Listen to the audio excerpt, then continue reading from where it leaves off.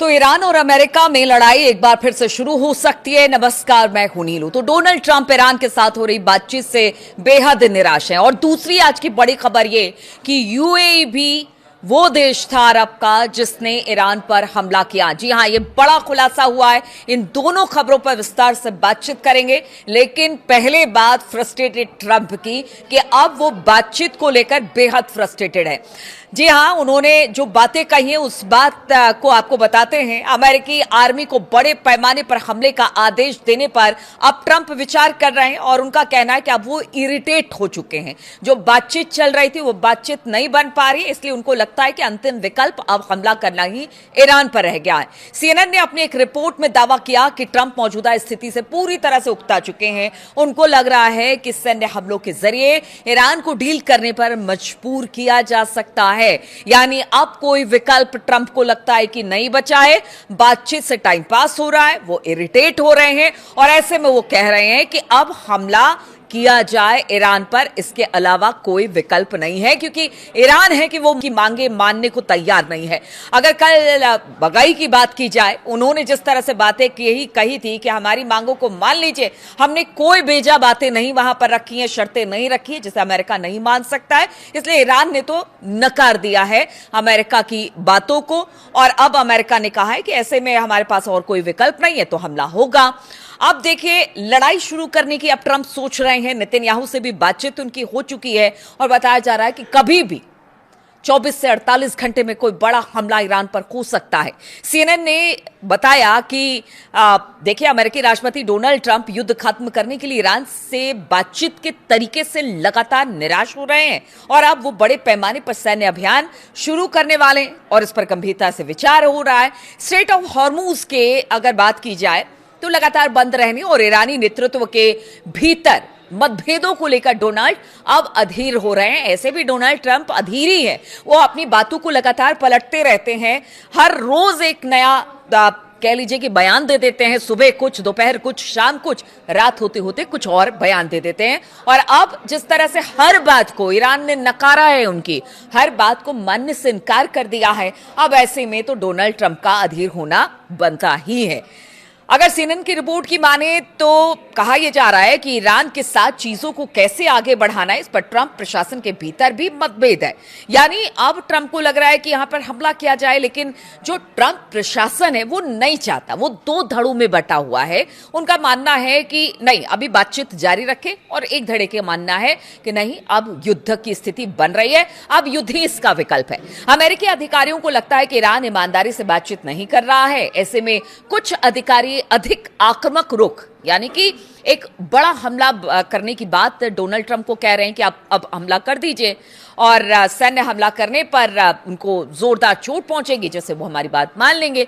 लेकिन कुछ अधिकारी ट्रंप के कह रहे हैं, उनका तर्क है कि कूटनीतिक प्रयास यानी बातचीत, टॉक जारी रखना चाहिए। ईरान के खिलाफ युद्ध में संयुक्त अरब अमीरात, यूएई ने अमेरिका का साथ दिया। दूसरी बड़ी खबर हम आपको बता रहे हैं, ये बड़ी खबर है। देखिए, पीछे ये कहा जा रहा था कि जो यूएई है उस पर आखिर ईरान इतने हमले क्यों कर रहा है।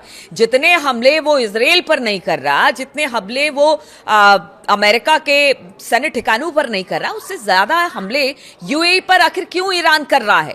तो शायद ईरान को पता था कि यूएई वो ऐसा एक देश है जो उसको लगातार टारगेट कर रहा है। अमेरिका और इजराइल की सैन्य मदद कर रहा है। संयुक्त अरब अमीरात ने ईरान पर सैन्य हमले किए। ये तब किया गया है जब ईरान पर अमेरिका और इजराइल के हमले हो रहे थे, और इसी की आड़ में यूएई ने भी हमला कर दिया ईरान पर। हालांकि यूएई ने अभी तक सार्वजनिक रूप से ईरान पर हमले करने की बात को अस्वीकार किया, यानी स्वीकार नहीं किया है। यूएई ने अप्रैल में लवान द्वीप पर ईरान की तेल रिफाइनरी पर भीषण अटैक किया। अमेरिकी अखबार वॉल स्ट्रीट जर्नल ने अपनी एक रिपोर्ट में इस बात का खुलासा किया है। वॉल स्ट्रीट जर्नल ने सोमवार को इस मामले में परिचित अफसरों के हवाले से बताया कि संयुक्त अरब अमीरात ने ईरान पर सैन्य हमले किए। इस रिपोर्ट से यूएई और ईरान के बीच तनाव और ज्यादा बढ़ सकता है। पहले ही आप देखिए कि 500 से ज्यादा हमले ईरान ने किए। शायद ईरान को पता था कि वो उसके साथ रहने की, यानी ईरान के साथ रहने की बात करता है, लेकिन कहीं ना कहीं ईरान की पीठ में छुरा भोंकने का काम कर रहा है। इसलिए हमले लगातार जबरदस्त तरीके से ईरान ने यूएई पर किए।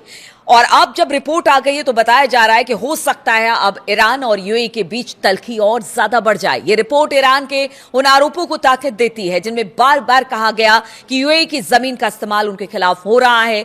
ईरान ने यूएई को इजराइल का प्रॉक्सी कहा है। आप देखिए, बड़ी बात है।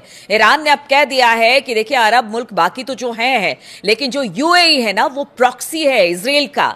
और अब ये पूरी तरह से साफ हो गया। अगर रिपोर्ट की बात की जाए तो रिपोर्ट के अनुसार संयुक्त अरब अमीरात यानी यूएई के ईरान पर सैन्य हमलों का खुलासा होने से वो युद्ध में अमेरिका और इजराइल गठबंधन के साथ शामिल होने वाला एकमात्र देश बन गया है। रिपोर्ट में कहा गया है कि उस समय ईरान ने स्वीकार किया था कि किसी अज्ञात दुश्मन ने उसकी जमीन पर हमला किया। हमले के बाद ईरान ने यूएई और कुवैत पर मिसाइलों और ड्रोन से हमला किया। लोग पूछते रहे कि आखिर ये हमला अरब देशों पर क्यों किया जा रहा है, जबकि ईरान की दुश्मनी इजराइल और अमेरिका से है। अब यह पता चलता है कि ईरान के अफसरों को यह पता था कि यूएई से उसको निशाना बनाया जा रहा है। लवान द्वीप पर यह हमला एकमात्र ऐसा एक उदाहरण है जिससे पता चलता है कि यूएई ने युद्ध में सक्रिय रूप से भाग लिया और ईरान के खिलाफ जबरदस्त तरीके से हमला किया, अमेरिका और इजराइल के साथ मिलकर। तो अब देखना होगा कि जब यह बड़ा खुलासा यूएई को लेकर हुआ है कि उसने ईरान पर हमला किया, अमेरिका और इजराइल का साथ दिया, ईरान का रुख क्या रहता है। और इधर डोनाल्ड ट्रंप जो बिल्कुल फ्रस्ट्रेट हो चुके हैं, वो कह रहे हैं अब युद्ध ही इसका विकल्प है। लेकिन ईरान कह चुका है हमला करिए, हमले का जवाब भी बड़ा होगा। तो क्या ये जो 2.0 हमला है अमेरिका का ईरान पर या ईरान का अमेरिका पर, यह बड़ा हमला होगा? क्या इसके लिए अब तैयार रहना पड़ेगा? ये बड़ा सवाल है। तमाम अपडेट्स लेकर मैं आती रहूंगी। फिलहाल बहुत बहुत शुक्रिया मेरे साथ इस वीडियो में शामिल होने के लिए।